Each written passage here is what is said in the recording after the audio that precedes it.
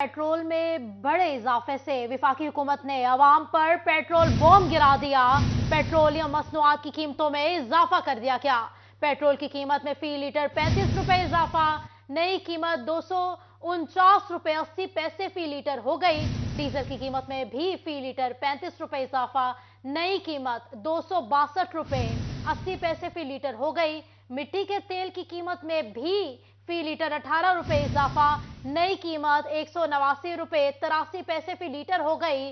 Light diesel oil की कीमत में 18 रुपए फी लीटर इजाफा, लाइट डीजल ऑयल की नई कीमत 187 रुपए फी लीटर मुकर्रर कर दी गई। पेट्रोलियम मसनूआत की कीमतों का इतलाक फौरी तौर पर हो गया। बताते चले आपको, वफाकी हुकूमत ने आवाम पर पेट्रोल बॉम्ब गिरा दिया। पेट्रोलियम मसनूआत की कीमतों में इजाफा कर दिया गया। पेट्रोल की कीमत में फी लीटर 35 रुपए इजाफा हुआ, नई कीमत 249 रुपए 80 पैसे फी लीटर मुकर्रर हो गई है। डीजल की कीमत में भी फी लीटर 35 रुपए इजाफा किया गया है, नई कीमत 262 रुपए 80 पैसे फी लीटर हो गई है।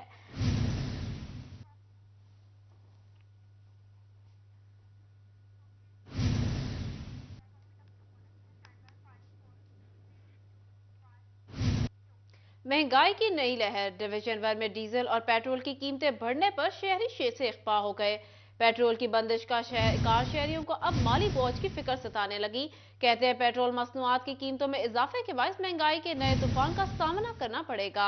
आपको बता रहे हैं महंगाई की नई लहर। डिवीजन भर में डीजल और पेट्रोल की कीमतें बढ़ने पर शहरी से इख्फा हो गए। दो चार गुजरी हैं तो वो तब 215 था, मेरे खड़े खड़े ही इन्होंने 250 कर दिया है। अभी आपसे पता चल रहा है आवाम से कि 250, ये तो महंगाई का बंब गिरा दिया हम पे। साडा अगे पहले यानी पेट्रोल पूरा नहीं हो रहा, 35 रुपए होर मजीद ਵਧਾ ਦਿੱਤਾ। दसो असी की करिए, गरीब आदमी की करे। चलो असी तो अपना को गुजारा कर रहे हैं। ਜਿਹੜਾ मजदूर आदमी है सारा दिन ਇੱਥੇ ਚੌਂਕ 'ਚ ਖੜਾ ਰਹਿੰਦਾ, ਉਹ ਸਾਰਾ ਦਿਨ ਉਹਨੂੰ ਮਜ਼ਦੂਰੀ ਨਹੀਂ ਮਿਲਦੀ, ਸ਼ਾਮ ਨੂੰ ਵਾਪਸ ਚਲਾ ਜਾਂਦਾ, ਉਹਦਾ ਕੀ ਬਣੇਗਾ। ਆਟੇ ਬਗਲ ਲੈਣਾ ਲੱਗੀਆਂ, ਪੈਟਰੋਲ ਪਿੱਛੇ ਲੈਣਾ ਲੱਗਣ ਦੀਆਂ। 31 ਤਰੀਕ ਨੂੰ ਵਧਣਾ ਸੀ, 28 ਤਰੀਕ ਨੂੰ ਵਧਾਤਾ 29 ਤਰੀਕ ਨੂੰ। ਵੱਧ ਗਿਆ, ਸਵਾਰੀ ਪੈਸੇ ਨਹੀਂ ਭਰਦੀ, ਪੈਟਰੋਲ ਵੱਧ ਕੇ ਵੀ ਪੈਟਰੋਲ ਨਹੀਂ ਮਿਲਦਾ। ਇਹ ਜੋ ਮਰਜ਼ੀ ਕਰ ਲੈ ਨਵਾਜ਼ ਸ਼ਰੀਫ, ਜੋ ਮਰਜ਼ੀ ਕਰ ਲੈ, ਇਨਸ਼ਾਅੱਲਾ ਅਗਲੀ ਦਫਾ ਇਹ ਆਉਣ ਨਹੀਂ ਲੱਗਾ, ਸਾਨੂੰ ਪੱਕਾ। ਅਸੀਂ ਲਾਈਨਾਂ ਲਵਾ ਕੇ ਪਵਾ ਰਹੇ ਹਾਂ, ਮਜਾਲ ਹੈ ਜੀ ਅਸੀਂ ਇhtਜਾਜ ਕਰੀਏ? ਅਸੀਂ ਕੋਈ ਇhtਜਾਜ ਨਹੀਂ ਕਰ ਰਹੇ। रोड़ा ब्लॉक करो, तुसी पेट्रोल का इस्तेमाल घट करो, साइकिल चलाओ। चाइना तरक्की कर गया, साडे नाल पिछे सी। क्यों तरक्की कर गया? आवाम अच्छी है, असी गुलाम आवाम, असी तरक्की नहीं कर सकते। असी गुलाम तो गुलाम ही रहना हमेशा ही। मिल भी नहीं रहा पेट्रोल, पैसे रेट वगैरह हर चीज़ तो बात का मसला, मिल भी नहीं रहा, पैसों से नहीं मिल रहा। ज़्यादा रेट पे चलो दें तो सही, आवाम को पैसों से चीज़ नहीं मिल रही। ये क्या हालात है? जब पेट्रोल महंगा हो जाएगा तो उपदार आप देख लें, इम्पोर्ट एक्सपोर्ट में कितना असर पड़ेगा। ये गरीब आदमी के लिए घर का चूल्हा जलाना इतना मुश्किल है, तो पेट्रोल इतना महंगा हो गया है, तो फिर आवाम क्या करेंगे? आवाम तो बहुत ज़्यादा मुश्किलात का शिकार है। आप देख रहे हैं कल सुबह से शाम तक किसी को मसला हो जाता है, किसी को वैसा, तो मोटरसाइकिल पेट्रोल के बगैर तो बंदा कहीं जा नहीं सकता। तो जब ये हम लोग पेट्रोल महंगा हो जाएगा तो हम क्या करेंगे? 35 रुपये पेट्रोल महंगा हो चुका है, अब आवाम क्या करे बताएं, हम कैसे गुजारा करें?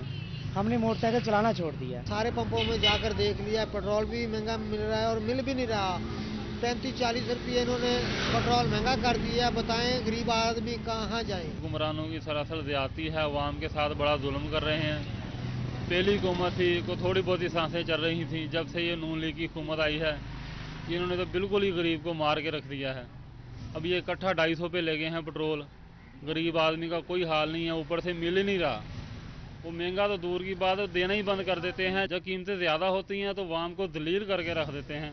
2-4 दिन हो गए हैं, सारी अवाम बहुत तंग है, बहुत दलील हो गए हैं। गाड़ियों में तेल ख़त्म है, बाइकें 2 दिन हो गए घर पे खड़ी हैं, पैदल काम पे आए हैं। ਜਿਹੜੇ ਖੁੱਲੇ ਅੱਗੇ ਲੈਣਾ ਲੱਗੀਆਂ ਹੋਈਆਂ ਤੇ ਦੇ ਨਹੀਂ ਰਹੇ, 200 ਤੋਂ ਬਾਅਦ 100 ਤੋਂ ਬਾਅਦ ਦੇ ਵੀ ਨਹੀਂ ਰਹੇ। नहीं मिल रहा पेट्रोल सर, की करिए? उतों दलील हो गए हैं, रोड के आए हैं, ठीक है।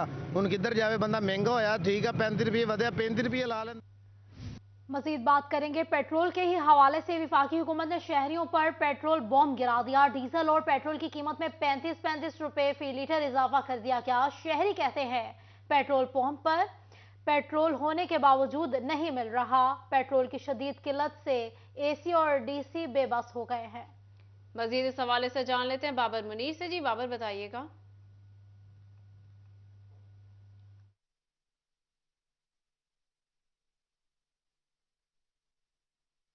बिल्कुल जी, एक तरफ वफाकी हुकूमत की जानिब से 35 रुपये का फी लीटर इजाफा कर दिया गया है पेट्रोल की कीमत में भी और डीजल की कीमत में भी। दूसरी तरफ पेट्रोल पंप एसोसिएशन का कहना है कि उनके पास स्टॉक मौजूद नहीं है, जिस वजह से पेट्रोल शहरियों को नहीं मिल सकता। दूसरी तरफ चिन्योट में लाहौर रोड वाक़या जो हाजी सन्स पंप है, सिर्फ वहाँ पर पेट्रोल का कुछ स्टॉक जो है वो मौजूद है और वो भी जो फी मोटरसाइकिल है उसे 200 रुपये का पेट्रोल जो है वो दिया जा रहा है। इससे ज़्यादा मोटरसाइकिल को भी पेट्रोल नहीं दिया जा रहा, जिस वजह से जो मोटरसाइकिल सवार हैं वो भी परेशान है। शहरियों को पेट्रोल नहीं मिल रहा है, पेट्रोल की शार्टेज हो गई। क्या कहेंगे, रेट भी बढ़ गया, पेट्रोल मिल रहा है? अब तो इतना महंगा हो चुका है कि ऊपर डालने के लिए भी बहुत महंगा हो गया है। खुदकुशी करने के अलावा और कोई हाल नहीं हमारे पास। जितनी इस हुकूमत ने हमारा मुल्क का बेड़ा गर्क कर दिया ना, बस बंदा मार नहीं सकता और बाकी सारे हाल। किसी और पंप पे भी पेट्रोल मिल रहा है जी? नहीं मिल रहा, बहुत शार्ट है। इधर से कितने का ज़्यादा से ज़्यादा दे? 200 रुपये का लीटर भी मतलब नहीं मिल रहा, सिर्फ 200 का 200 रुपये का सिर्फ दे रहे हैं। बिल्कुल जी।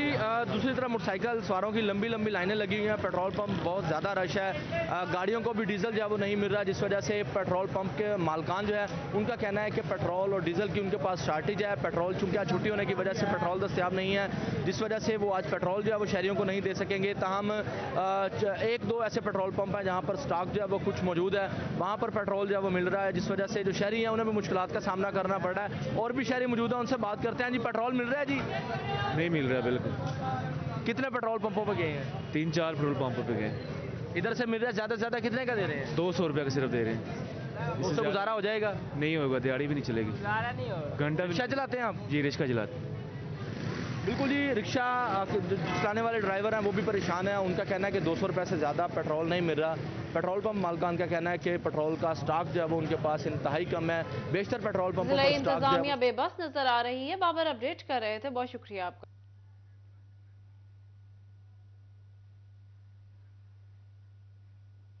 तांदियावाला से खबर दें, जहां पेट्रोलियम मसनूआत की कीमतों में इजाफे पर अवाम में तशवीश की लहर दौड़ गई।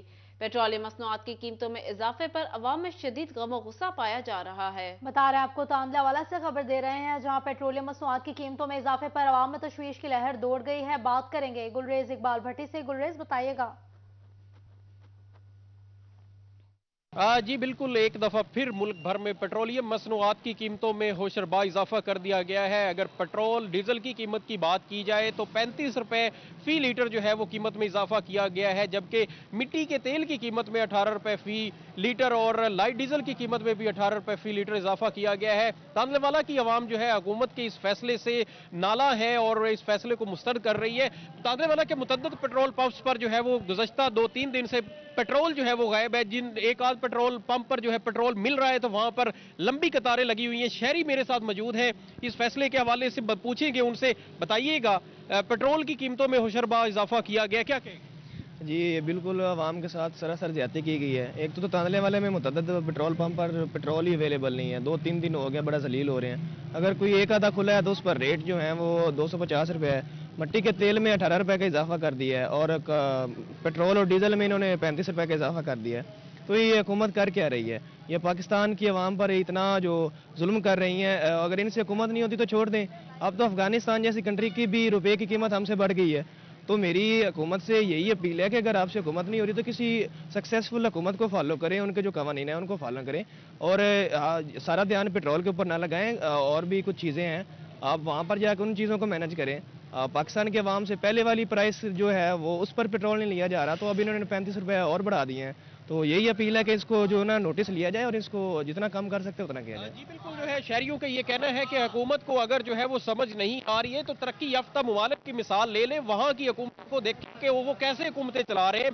पेट्रोलियम मसनूआत की कीमतों में इजाफा करके जो है वो आवाम का खून चूसा जा रहा है। क्या हमें पाकिस्तान से लेकर अब तक जो है वो जो हमेशा निचले तबके ने ही जो है वो कुर्बानियाँ दी हैं, तो यहाँ पर शहरियों का ये भी मुतालबा है कि जो हुकूमत के जो आला ओहदेदारान है उनमें जो पेट्रोल उनको पेट्रोलियम मसनूआत जो है वो दी जा रही है, मुफ्त उनको पेट्रोल फराहम किया जा रहा है, उनके उस कोटे को भी खत्म किया जाए और आवाम को।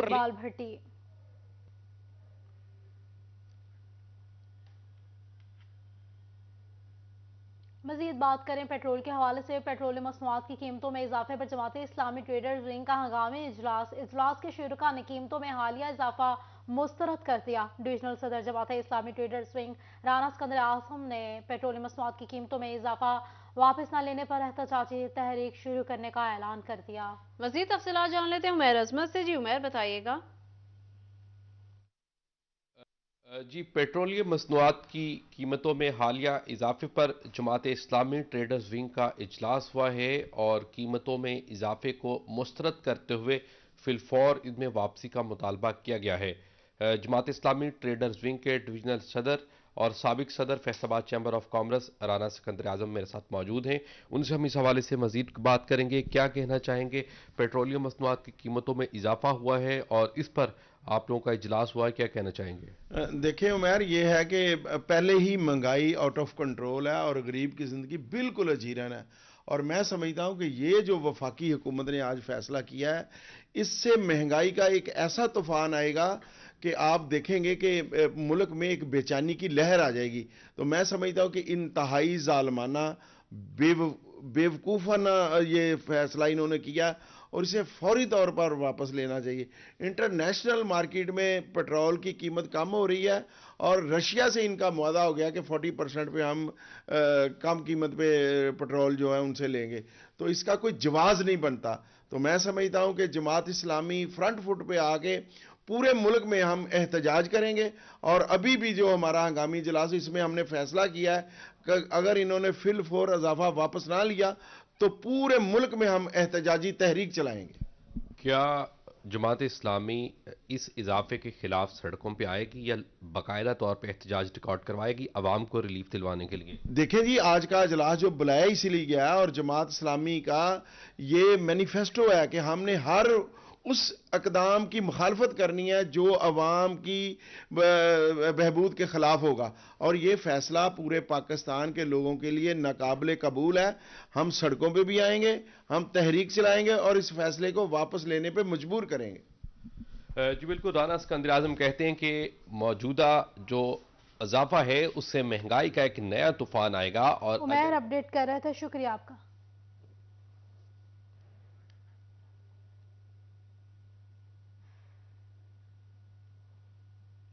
जंग में पेट्रोलियम मसनूआत की कीमतों में इजाफे के बाद रिक्शा ड्राइवर्स ने भी किराया बढ़ा दिया। किराया ज्यादा होने से मुसाफिरों को शदीद मुश्किलात का सामना है।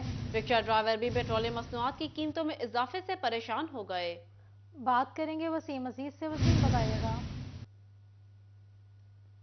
मसनूआत की कीमतों में दोबारा से इजाफा होने के बायस जो है वो शहरियों को शदीद मुश्किलात का सामना है। इसी के साथ जो रिक्शा ड्राइवर हैं उन्हें शदीद मुश्किलात का सामना करना पड़ रहा है। पेट्रोलियम मसनूआत की कीमतें पहले ही इतनी ज़्यादा थी कि शहरी जो है वो किराया अफोर्ड नहीं कर पा रहे थे। अब दोबारा से 35 रुपए के इजाफे के बाद जो है वो शहरी किराया नहीं दे रहे हैं। इसी के साथ रिक्शा ड्राइवर्स को शदीद मुश्किलात का सामना करना पड़ रहा है। मेरे साथ कोई रिक्शा ड्राइवर मौजूद है, इनसे बात करते हैं। सर बताइएगा, पेट्रोल की कीमतें दोबारा से बढ़ गई हैं, किन मुश्किलात का सामना करना पड़ेगा? तो बहुत मुसीबत में फंसे हुए हैं जी। पेट्रोल महंगा हो गया, ये सस्ता हो गया, उन्होंने बंद कर दिया।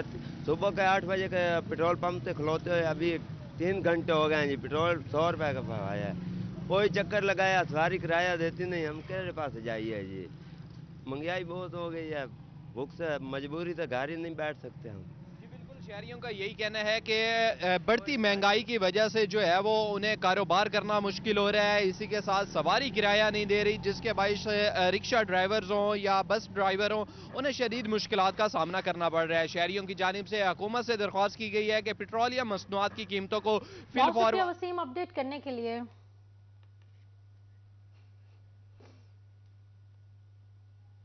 फैसलाबाद में आईटी और कंप्यूटर मसनूआत की कीमतों में गुज़िश्ता 2 माह में 30 से 40% का इजाफा हो गया। अंजुमन ताजरान रेक सिटी के सदर गुलाम हुसैन का कहना है कि आईटी मसनूआत महंगी करना मुल्क की तरक्की रोकने के मुतरादिफ है। आपको बता रहे हैं, फैसलाबाद में आईटी और कंप्यूटर मसनूआत की कीमतों में गुज़िश्ता 2 माह के दौरान 30 से 40% का इजाफा हो गया। अंजुमन ताजरान रेक सिटी के सदर गुलाम हुसैन का कहना है, आईटी मसनूआत महंगी करना मुल्क की तरक्की रोकने के मुतरादिफ है। मजीद इस हवाले से बात कर लेते हैं शिराज भट्ट से। जी शिराज, बताइएगा।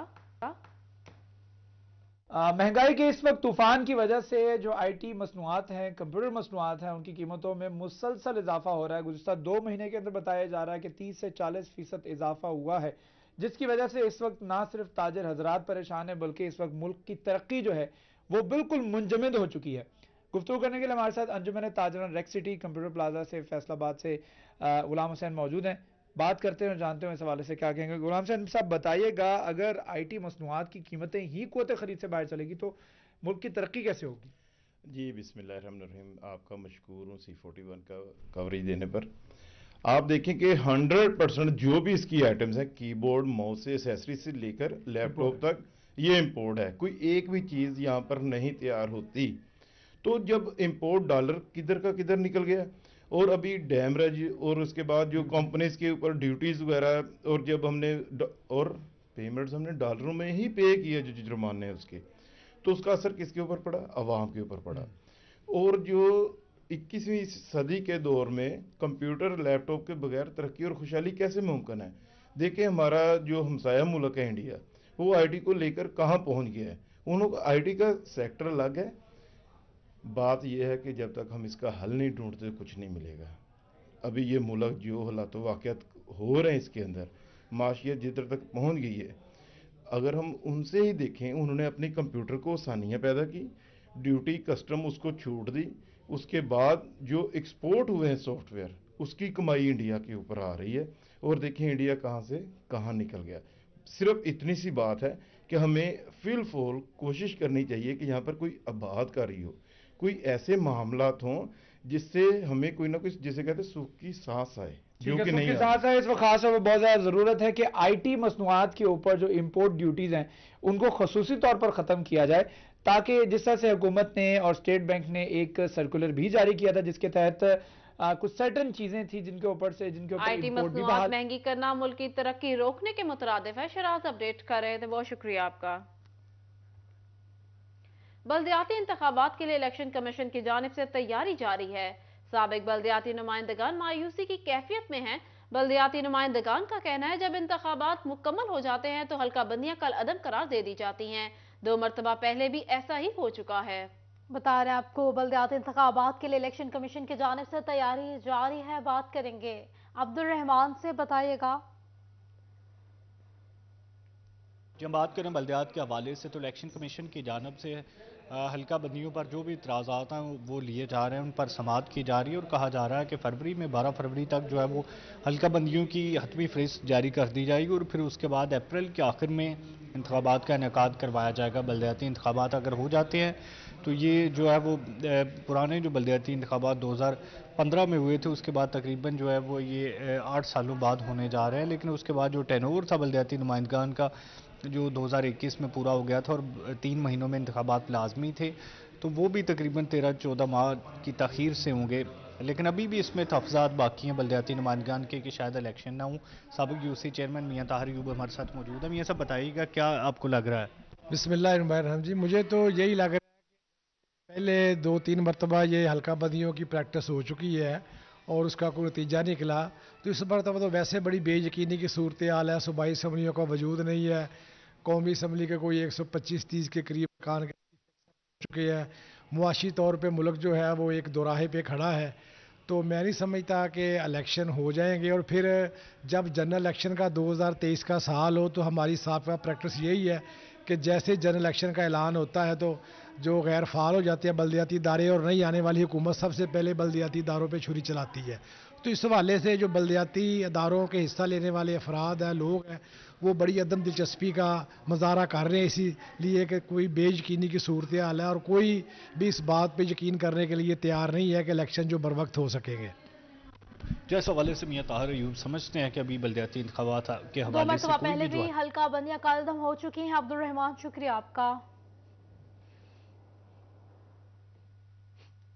फेस्को में सारिफीन की तादाद 48 लाख से तजावुज कर गई। सारिफीन की बढ़ती तादाद के पेश नज़र LT मंसूबा जात पर काम जारी है। फेस्को ने 50 LT प्रपोजल पर काम मुकम्मल कर लिया। 3 करोड़ 80 लाख रुपए की खतीर रकम LT प्रपोजल्स पर खर्च की गई। आपको बता रहे हैं फेस्को में सारिफीन की तादाद 48 लाख से तजावुज कर गई। सारिफीन की बढ़ती तादाद के पेश नज़र LT मंसूबा जात पर काम जारी है। फेस्को ने 50 LT प्रपोजल्स पर काम मुकम्मल कर लिया। 3 करोड़ 80 लाख रुपए की खतीर रकम LT प्रपोजल्स पर खर्च की गई। मजीद इस हवाले से जान लेते हैं अवैस अली से। जी अवैस, बताइएगा।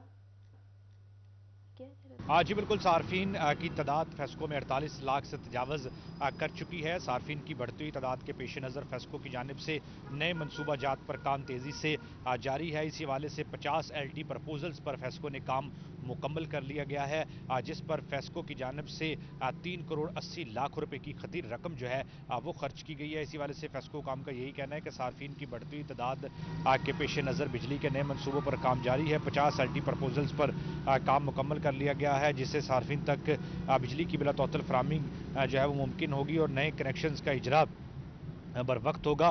50 नए LT प्रपोजल्स फेस्को के तमाम तर सर्कल्स में मुकम्मल किए गए हैं, जिस पर 3 करोड़ 80 लाख रुपए की रकम खर्च की गई है। मजीद बिजली के मनसूबों पर काम जारी है और फेस्को बोर्ड ऑफ डायरेक्टर्स की हदायत पर 700 किलोमीटर तक फेस्को की जानिब से LT प्रपोजल्स पर काम किया जाएगा, ताकि सार्फिन की बढ़ती तादाद के पेश नज़र से। बहुत शुक्रिया आपका।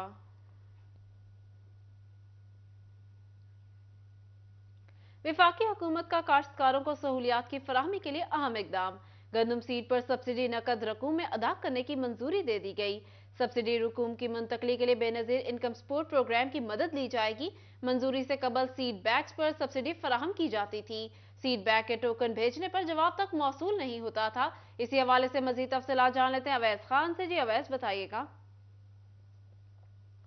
जी बिल्कुल, वफाकी हुकूमत की जानिब से ECC इजलास में गंदम की सब्सिडी फराहमी के हवाले से पॉलिसी तब्दील करने का फैसला किया गया। इससे कबल जो है वो गंदम के बीजों पर सब्सिडी जो है वो बैग्स में टोकन के ज़रिए फराहम की जाती थी, जिसके बायस जो है ये टोकन जो है वो किसान जो है वो मोबाइल फ़ोन के ज़रिए अब कोड जो है भिजवाते थे। तमाम जवाब न आने के बायस जो है बेशतर काश्तकारों को इस सब्सिडी की फराहमी का अमल मुमकिन नहीं हो पा रहा था। इस सूरत हाल के पेश नज़र ये वफाकी हुकूमत की जानिब से इस तमाम तर पॉलिसी में तब्दीली का फैसला किया गया है और काश्तकारों को जो है वो नकद रकूम की सूरत में सब्सिडी की फराहमी के हवाले से इकदाम करने का हिदायत जारी की गई है। इस हवाले से पॉलिसी साजी के बाद तमाम तर जो अमर है उसको राइज किया जाएगा।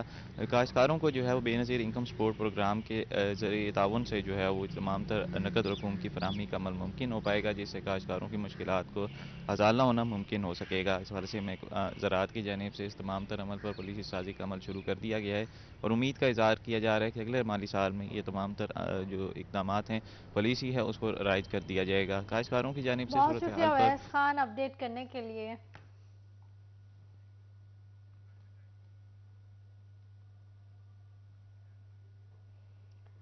फैसलाबाद में पुलिस के साथ सुतेली मुआवजा सा सलूक 3 माह गुजर गए, मगर SSP इन्वेस्टिगेशन की तैनाती ना हो सकी। SP CIA की तैनाती 2 साल से ज्यादा अरसा गुजर जाने के बावजूद भी ना हुई। पुलिस डिपार्टमेंट ने अफसरान की तैनाती के लिए निगरान हुकूमत से उम्मीदें लगा ली। मजीद इस हवाले से जान लेते हैं तैयब मकबूल से। जी तैयब। जी बिल्कुल, फैसलाबाद पुलिस के साथ हमेशा से सुतेली माँ जैसा सलूक किया जाता रहा और अब भी अहम सीटों पर तैनातियां अमल में ना लाकर फैसलाबाद पुलिस डिपार्टमेंट को बेयारो मददगार छोड़ दिया गया। SSP इन्वेस्टिगेशन फैसलाबाद की सीट इंतहाई अहम होने के बावजूद गुज़िश्ता 3 माह से खाली चली आ रही है। कैप्टन रिटायर्ड मोहम्मद अजमल को 3 माह कबल SSP इन्वेस्टिगेशन फैसलाबाद से तब्दील करके डिस्ट्रिक्ट पुलिस ऑफिसर भक्कर तैनात किया गया था, मगर इतना अरसा गुजर जाने के बावजूद SSP इन्वेस्टिगेशन की बाकायदा तौर पर तैनाती अमल में नहीं लाई जा सकी। इसी तरह दीगर अहम सीटों में SP CIA की सीट भी गुज़िश्ता 2 साल से खाली है और उस पर किसी भी ऑफिसर की ताहाल तैनाती नहीं की गई है। इसी के साथ साथ SP एडमिन एंड सिक्योरिटी की अहम तरीन सीट भी गुज़िश्ता 1.5 साल से खाली चली आ रही है, मगर उस पर भी किसी की नज़र नहीं पड़ी, ना ही किसी ऑफिसर को अब तक वहां पर तैनात किया गया है। इसी तरह DSP डॉल्फिन की सीट कभी भी फिल नहीं की गई। तकरीबन 5 साल से ज़ायद अरसा डॉल्फिन फोर्स के क़याम को मुकम्मल हो चुका है, लेकिन क़याम से लेकर अब तक DSP डॉल्फिन की सीट पर किसी भी ऑफिसर की तैनाती नहीं की गई। इसी तरह DSP क्राइम रिकॉर्ड ऑफिस की अपडेट कर रहे थे, बहुत शुक्रिया आपका। अब बात कर लेते हैं इंतखाबात के हवाले से। टैक्स बार एसोसिएशन फैसलाबाद के सालाना इंतखाबात 2023-24 सैयद मजहर शाह ग्रुप ने मैदान मार लिया। फाइनेंस सेक्रेटरी की नशिस्त के अलावा बाकी तमाम सीटों पर मजहर शाह ग्रुप ने कामयाबी समेटी। इलेक्शन बोर्ड ने इंतखाबी नताइज का ऐलान कर दिया। सदर की नशिस्त पर सैयद मजहर हुसैन 240 वोट लेकर कामयाब हो गए। मलिक शाह नवाज अकबर 238 वोट लेकर दूसरे नंबर पर रहे। जनरल सेक्रेटरी की नशिस्त पर जुल्करनैन ज़िया 256 वोट लेकर फातिहा करार पाए। मोहम्मद अख्तर राना 212 वोट लेकर दूसरे नंबर पर रहे। नौमुंतखिब सदर सैयद मजहर हुसैन शाह का कहना है कि वो टैक्स बार की तोसी के लिए इकदाम समेत टैक्स मामलात में साइलिन की आसानी के लिए काम करेंगे। हम इंशाल्लाह वो रोल भी अदा करने के लिए पूरी कोशिश करेंगे कि मैक्सिमम जो हमारा रेवेन्यू है उसको इकट्ठा करें, ताकि हमारा मुल्क जो है ना ये IMF और ये मॉनेटरी फंड्स जो हैं इंटरनेशनल और जो इदारे हैं मालियाती इदारे हैं उनके आगे हाथ ना फैलाना पड़े। टैक्स बार के नायब सदर की नशिस्त पर अमजद अली शेख 279 वोट लेकर कामयाब ठहरे। मिर्जा अब्दुल सत्तार 199 वोट लेकर दूसरे नंबर पर रहे। फाइनेंस सेक्रेटरी की नशिस्त पर राना मुर्तजा नईम 270 वोट लेकर जीत गए। सैफुल्ला चीमा 205 वोट लेकर दूसरे नंबर पर रहे। लाइब्रेरी सेक्रेटरी की नशिस्त पर सुलेमान बाबर ने 297 वोट लेकर मैदान मार लिया। मोहम्मद अदनान बशीर 181 वोट लेकर दूसरे नंबर पर रहे, जबकि एग्जेक्टिव की नशिस्तों पर जुहैब खालिद, असमान शौकत, हसान बिन गयास, राना इफ्तिखार सरवर, चौधरी अनवारुल हक और मोहम्मद जुनेद गुल फातिहा करार पाए। जीतने वाले उम्मीदवारान की जानिब से टैक्स बार की बेहतरी के लिए इकदामात का अज़म किया गया। कैमरा टीम के साथ हाशिर वड़ाई, सिटी 41 फैसलाबाद। फैसलाबाद जी गार्डन में अली मोहम्मद इस्लामिक सेंटर का इफ्तिताह कर दिया गया। इफ्तिताह सईदुल हसन शाह ने किया। इफ्तिताह के बाद जोहराना का एहतमाम किया गया। इसी पर मजीद बात कर लेते हैं अरसलान दुरानी से। जी अरसलान, बताइएगा। जी गार्डन में अली मोहम्मद इस्लामिक सेंटर का इफ्तिताह किया गया है। इफ्तिताह सईदुल हसन शाह साहब ने किया, मेरे साथ मौजूद भी हैं, उनसे बात भी करते हैं। सर बताइएगा इस सेंटर के इफ्तिताह के हवाले से क्या कहें? बिस्मिल्लाहिर्रहमानिर्रहीम, अल्हम्दुलिल्लाह ताला सुम्मा अल्हम्दुलिल्लाह ताला। मेरे करीम आका रसूल रबी के इरशाद ग्रामी कदर है, खैरुन नास मन यनफउन नास।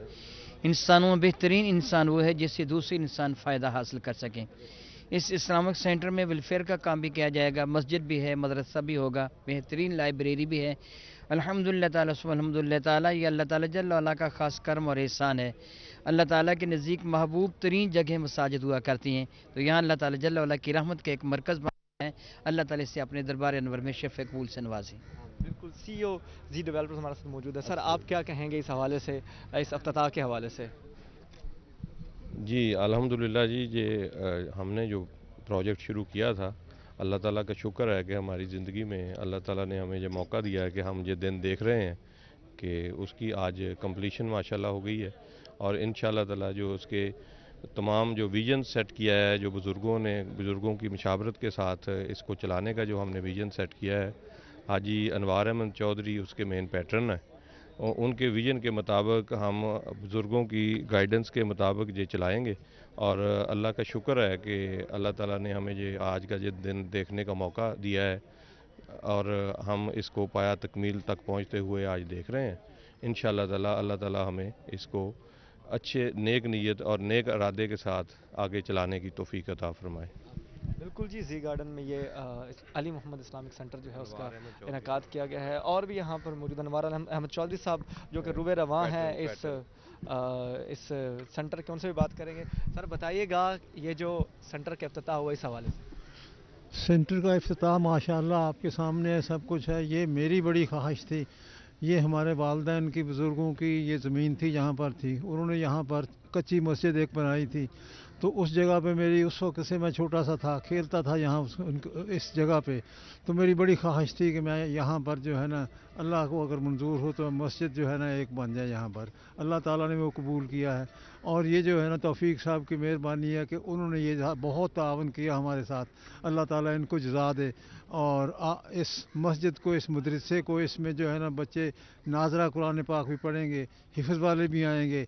ऊपर लाइब्रेरी है, वहाँ पर जो है ना दीनी किताबें भी होंगी।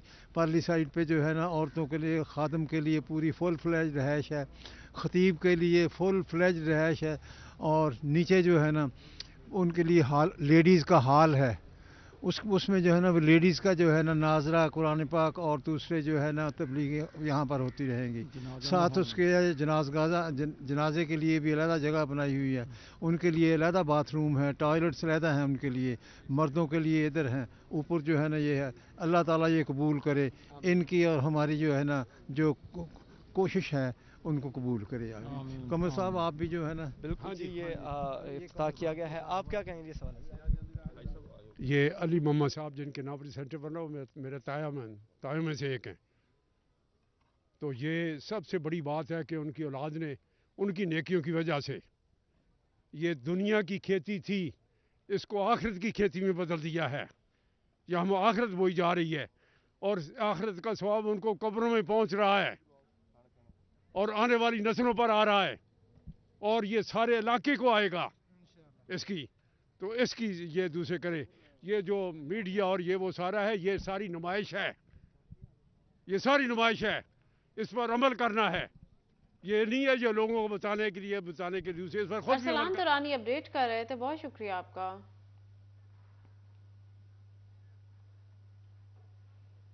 फैसलाबाद सितारा मार्की में पाकिस्तान लाइफस्टाइल फर्नीचर एक्सपो का आखिरी रोज, 50 ब्रांड्स पर 40% रियायत दस्तयाब।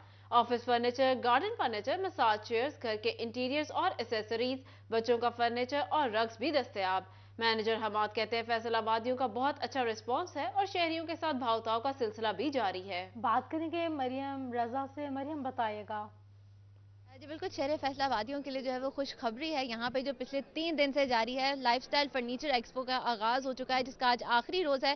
पिछले 2 दिन से भी यहाँ पे काफ़ी ज़्यादा रश था, जहाँ पर इंसान अपनी यहाँ पर शहरी आकर खूबसूरत फर्नीचर जो है वो देख सकते हैं। बेशक वो ऑफिस का हो, घर का हो या अपनी बेटी के लिए जहेज़ लेना हो, तो वो भी यहाँ पर जो है बहुत ही अच्छे दामों पर इस वक्त मिल रहा है। इस वक्त कैमरामैन उस्मान आपको दिखा पाएंगे कि खूबसूरत डाइनिंग टेबल्स हों, सोफ़ाज़ हों या उसके साथ साथ सिटिंग एरियाज़ के जो खूबसूरत जो है यहाँ पर लगाए गए हैं, यहाँ पर नुमाइश में लगाए गए हैं। इस वक्त शहरियों की बड़ी तादाद यहाँ का रुख करती हुई नजर आ रही है और यहाँ पर सराहा भी जा रहा है कितना खूबसूरत फर्नीचर जो है वो लगाया गया। इसके अंदर यहाँ पर रग्स जो है वो भी बहुत ही खूबसूरत हैं। कराची से काफ़ी लोगों ने यहाँ पर शिरकत की है और यहाँ पे अपने नुमाइश में लगाए। इस वक्त हमारे साथ यहाँ के इवेंट ऑर्गेनाइजर मौजूद हैं, उनसे बात करते हैं। सर बताइएगा कि आपका ताल्लुक कहाँ से है और ये फर्नीचर एक्सपो के बारे में क्या कहेंगे?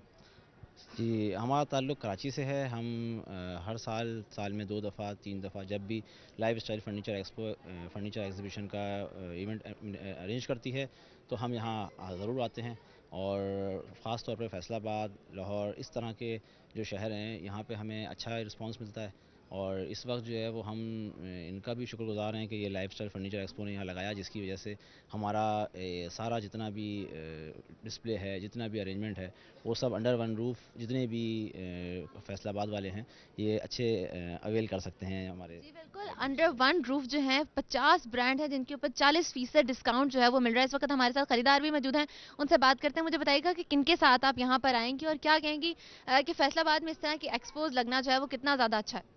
ये इस तरह अच्छा है कि मतलब मेरा एक माइंडसेट ये था कि हमें ऑनलाइन जो है वो अच्छा मिल रहा है फर्नीचर।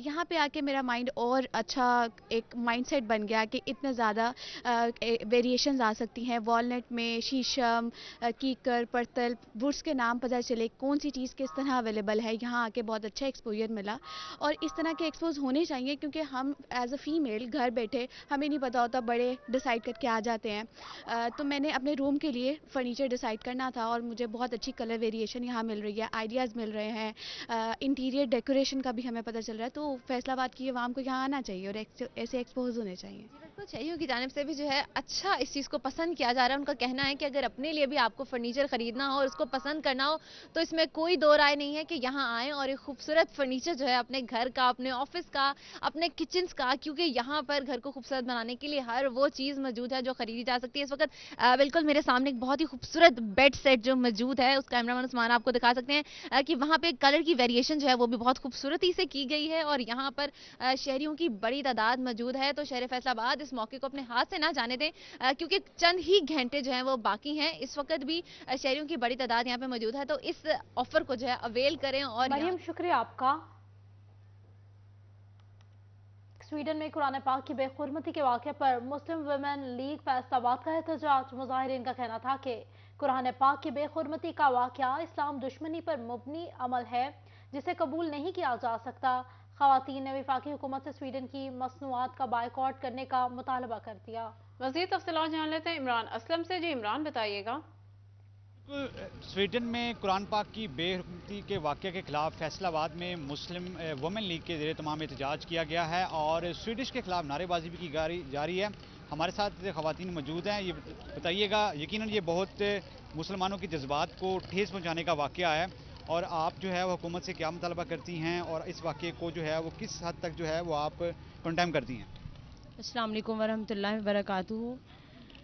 हम इसकी पुरज़ोर मज़म्मत करते हैं। कुरान हमारी किताब है, कुरान रब्बुल आलमीन की भेजी हुई शरीयत और हमारे लिए सबसे मुमताज़ करने वाली है। और स्वीडन में जो वाक़या हुआ, उन्होंने हमारे जज्बात को मजरूह किया और हमारे ईमान को और हमारे जज्बात को ठेस पहुँचाई। कुरान हमें सबसे मुक़द्दम करता है और हमें दुनिया में भी ये मंजिलें अता करता है और आखिरत में भी ये हमें मंजिलें अता करेगा। और हमारा हुकूमत से मुतालबा है कि इसका एक्शन लिया जाए और इसके मुतल्लिक जो भी कर सकते हैं वो ज़रूर करें। और हम भी इसीलिए हक़ की आवाज़ बुलंद करने के लिए निकली हैं कि कुरान से प्यारा हमारे लिए कुछ भी नहीं है। क्यों ना हो मुमताज़ इस्लाम दुनिया भर के दीनों में, वहाँ मज़हब किताबों में, यहाँ कुरान सीनों में, हमारे सीनों में कुरान, और हम हाफ़िज़े कुरान भी हैं। इन्ना नहनु नज़्ज़लना ज़िक्रा व इन्ना लहू लहाफ़िज़ून। अल्लाह फरमा रहे हैं हमने इस किताब को नाज़िल किया और हम इसकी हिफाजत करने वाले हैं। और इंशाअल्लाह दुनिया देखेगी कि इन मलऊनों का अल्लाह क्या हाल करते हैं। और क़यामत वाले दिन तो अज़ाब होगा ही, अल्लाह दुनिया में भी इंशाअल्लाह इनको इबरत बनाएंगे। और हमारी हुकूमत को भी चाहिए कि वो इस चीज़ का एक्शन ले और इनकी जो है सारी मसनूआत का बाइकआउट करें और इनके साथ ऐलान जंग करें। कुरान किताब आला रब्बुल आलमीन। बहुत शुक्रिया इमरान आगाह करने के लिए। व्यू स्टूडियो से फिल वक्त इतना ही।